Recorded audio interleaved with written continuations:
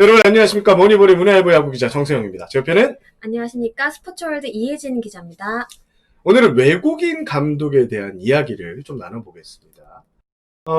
기아의 윌리엄스 감독, 맷 윌리엄스 감독이 시즌 전 약체로 꼽힌 기아의 선전을 이끌면서 올해 성적이 부진에 빠져있는 구단 혹은 내년 새 감독을 찾아야 하는 구단들이 외국인 감독 카드를 만지작거리고 있다는 소식입니다.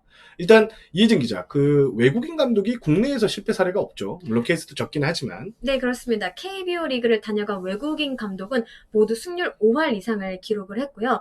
재임 기간 내내 포스트 시즌에 진출하는 쾌거를 이뤘습니다. 맞습니다. 2008년부터 2010년까지 롯데를 이끈 로이스터 감독이 대표적일 것 같은데요. 네네. 3년간 204승 185패, 3무 승률 5할 2푼 4리를 기록을 했습니다. 네. 또 최근에는 2017년과 2018년 SK를 이끌었던 힐만 감독이 2년간 153승 133패 2무 승률 5할 3푼 5리로 2년 연속 가을 야구 무대에 올랐고요. 또 심지어 2018년도에는 한국 시리즈 우승까지 차지하기도 했습니다. 네. 올해 윌리엄스 감독도 굉장히 선정 중입니다. 네. 8월 3일 기준 순위는 5위지만 38승 32패, 승률 5할 4푼 3리를 기록 중이고요. 현재 3위 두산과는 2.5게임 차, 4위 LG와는 한 경기 차밖에 되지 않은 중상위권을 꾸준히 유지하고 있습니다. 그렇습니다. 윌리엄스 감독이 사실 올해 지붕을 잡았지만 기아에 대한 시즌전 평가는 썩 좋지는 않았습니다. 왜냐면 이제 타선이 상대적으로 마운드에 비해서 떨어진다는 진단이 있었고요. 하지만 뚜껑을 열어보니 지금 투타 모두 경쟁력 있는 모습을 발휘하고 있습니다. 자, 지금 저희가 이제 본격적으로 얘기를 드릴 이야기는 이제 KBO 리그 시장에 지금 외국인 감독들이 상당히 관심을 보이고 있다, 이런 얘기를 말씀드리고 싶은데, 최근 외국인 선수 시장과 관련한 이제 관계자와의 이야기를 나눌 수 있는 기회가 있었는데, 여기서 제가 들은 얘기가 좀 깜짝 놀랄만 했던 것이 메이저리그 출신 감독들 있잖아요. 여기가 KBO 리그에 상당히 관심이 많다고 합니다. 일단 코로나19로 이제 메이저리그 시즌 개막이 늦춰졌죠. 7월 24일 날 개막을 했는데요. 그렇게 늦춰지면서 ESPN을 통해 KBO 리그가 미국 전역에 이제 생중계가 됐고, 현지에서는 이게 리그가 좀 낙후된 리그? 이렇게 생각했는데, 한국 야구 리그가 TV 중계를 보니까, 시설이 왜 이렇게 좋아?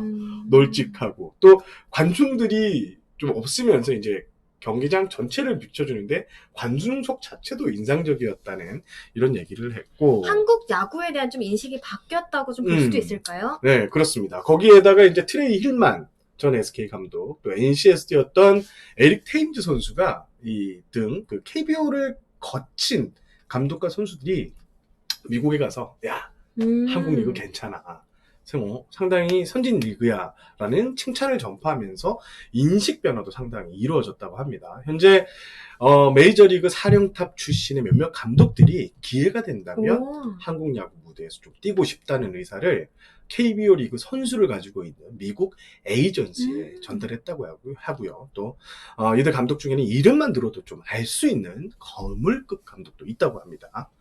그런데 아직 시즌이 절반밖에 오지 않았잖아요. 네. 벌써부터 내년 감독을 논하는 건 좀 이르지 않을까 싶기도 한데요. 물론 그렇습니다. 하지만 현재 이제 한 곳에서 이제 2개 구단 정도가 외국인 감독 영입에 대한 타당성을 따져보고 있는 것으로 제가 파악을 했고요. 특히 한 구단은 그 윌리엄스 감독의 성공, 또 국내 외국인 사령탑이 모두 가을 야구에 올랐다는 점에서 그리고 가장 중요한 팀 분위기를 단숨에 바꿀 수 있다는 이런 점에서 꽤 내부에서 상당한 공감대를 형성을 했고요. 특히 국내 한두 구단은 꽤 구체적으로 영입 검토에 들어간 분위기입니다.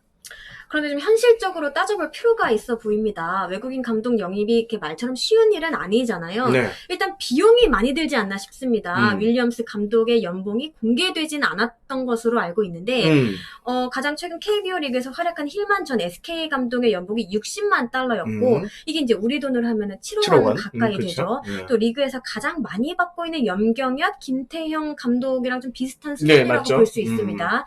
네임밸류가 있는 외인 사령탑의 경우 최소 10억 원 이상의 몸값을 줘야 하지 않을까, 이런 얘기도 있다고 들었습니다. 그렇죠. 메이저리그 경력이 있으면 아무래도 더 많은 연봉을 지어줘야 되는데 그게 한 10억 원 전후라고 보고요. 그리고 외국인 감독들이 이렇게 왔을 때 외국인 코치 한두 명을 꼭 붙여서 와요.